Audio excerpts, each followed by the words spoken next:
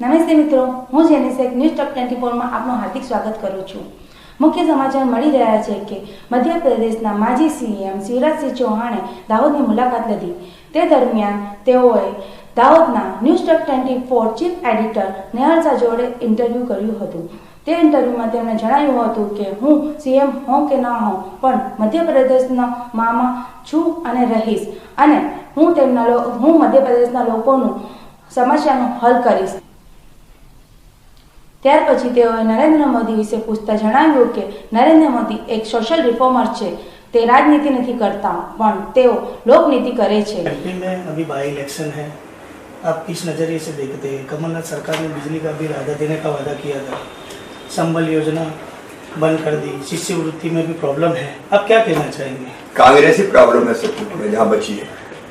वैसे तो देश में विदाई हो रही कांग्रेस की, पर कांग्रेस कई टुकड़ों में बढ़ गई है। दिल्ली में माँ और बेटे की कांग्रेस अलग अलग हो गई है, मध्य प्रदेश में भी कई टुकड़ों में बटी हुई है। लेकिन कांग्रेस की सरकार ने जितने वचन मध्य प्रदेश में दिए थे एक पूरा नहीं किया। मध्य प्रदेश में कर्जा माफ नहीं हुआ, लेकिन बेशर्मी देखिए अब हरियाणा में कह रहे 24 घंटे में माफ कर देंगे। ऐसी झुटेली पार्टी दुनिया में शायद कहीं कोई होगी नहीं। मध्य प्रदेश में भी जितनी योजनाएं थी इन्होंने सारी बंद कर दी, चाहे गरीबों की संबल योजना हो और चाहे बच्चों की छात्रवृत्ति हो।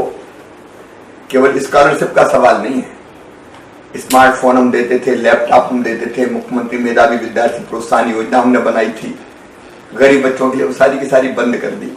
यहाँ तक कि गरीब बच्चों को हम कमरे अगर किराया लेके पढ़ाई करते थे तो कमरे का किराया भी हम देते थे। बोर्ड बंद कर दिए, बच्चे परेशान हैं। बिजली के बिल हजारों रुपये आ रहे हैं, संबल में हमने 200 कर दिए थे, इनने हाफ की बात कही थी 100 करना था, लेकिन हजारों रुपए के बिल आ रहे हैं। फसलें तबाह और बर्बाद हो गई है। मैं तुरंत किसानों की मदद करता था, लेकिन किसान त्राही कर रहे हैं, कोई सुनने वाला नहीं। केवल एक ही काम मध्य प्रदेश में चल रहा है, भ्रष्टाचार। लूट सके तो लूट, चील और कौओं की तरह मध्य प्रदेश को नोच नोच के कांग्रेस की सरकार खा रही है। जनता त्रस्त और परेशान है और मुझे विश्वास है कि लोग कांग्रेस को सबक सिखाएंगे। सर, मोदी जी की एक योजना है टीवी फ्री, पूरे इंडिया में टीवी फ्री 2024 तक, तो इस प्रोजेक्ट के बारे में आप क्या कहना चाहेंगे सर? देखिए, मोदी जी तो महामानव है और भारत को भगवान का वरदान है। पहले स्वच्छ भारत, गंदगी मुक्त भारत, भ्रष्टाचार मुक्त भारत, प्लास्टिक मुक्त भारत, टीबी मुक्त भारत। मोदी जी केवल राजनेता नहीं है, एक सोशल रिफॉर्मर भी है। एक ऐसा राजनेता जो केवल राजनीति नहीं करता, लोक नीति करता है। बरसों से जो बड़ी समस्याएं थी देश के सामने, उनके समाधान में मोदी जी लगे हैं। एक तरफ भारत चंद्रमा पर पहुंच रहा है, दूसरी तरफ हमारी सैन्य ताकत अब इतनी मजबूत हो गई है कि दुश्मन आंख उठा के नहीं देख सकते। एक वैभवशाली भारत, गौरवशाली भारत, संपन्न भारत, समृद्ध भारत, शक्तिशाली भारत के निर्माण के सपने को मोदी जी साकार कर रहे हैं। और फिर टीबी जैसी घातक बीमारियां, उनसे निपटने के लिए उन्होंने अभियान चलाया हुआ है ताकि जनता स्वस्थ रह सके। आयुष्मान भारत जैसी योजना से बाकी बीमारियों का भी निदान किया जा रहा है, लेकिन टीबी को जड़ से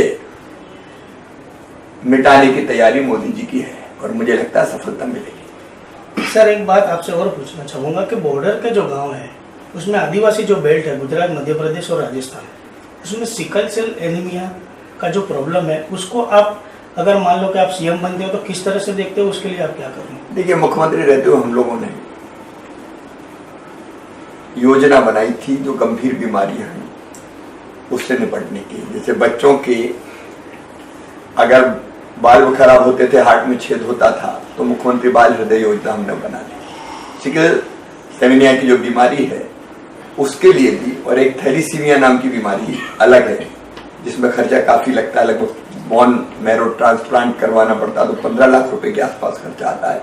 उसके लिए हमने एक विशेष योजना बनाई थी जिसमें निर्धन परिवारों का पूरा खर्चा सरकार वहन करती थी। वैसी ही योजना बनानी पड़ेगी ताकि हम इस बीमारी से मुक्त कर सकें अपने प्रदेशों में। सर, एक और आखिरी बात, ये बाई इलेक्शन जीतते ही अगर आप मुख्यमंत्री बने तो आपका पहला और टारगेट और पहला प्रोग्राम क्या होगा, आप क्या लॉन्च करना चाहेंगे? लोगों को लॉन्च बहुत करने अपेक्षा का है सवाल आपसे। नहीं, लोगों को तो समस्या मुक्त करना है। कांग्रेस की सरकार लोगों के गले का फंदा बन गई है और इसलिए ऐसे समय, क्योंकि मैं मानता हूं मध्य प्रदेश से मेरा भावनात्मक रिश्ता है, पद आते और जाते रहते हैं, उससे अंतर नहीं पड़ता, मामा तो परमानेंट हूं। इसलिए लोगों की समस्या के समाधान के लिए हम लोग संघर्ष भी कर रहे हैं, जो बेहतर होगा वो करेंगे। जी शुक्रिया। तो ये थे मध्य प्रदेश के एक्स सीएम शिवराज सिंह चौहान, जिन्होंने न्यूज़ टॉप 24 से बात की। Thank you sir. ત્યાર પછી તેઓ બગલા માતાના મંદિર જઈ આશીર્વાદ લીધા અને મધ્યપ્રદેશની પેટા ચૂંટણીના પ્રચાર માટે જાવા જવા રવાના થયા.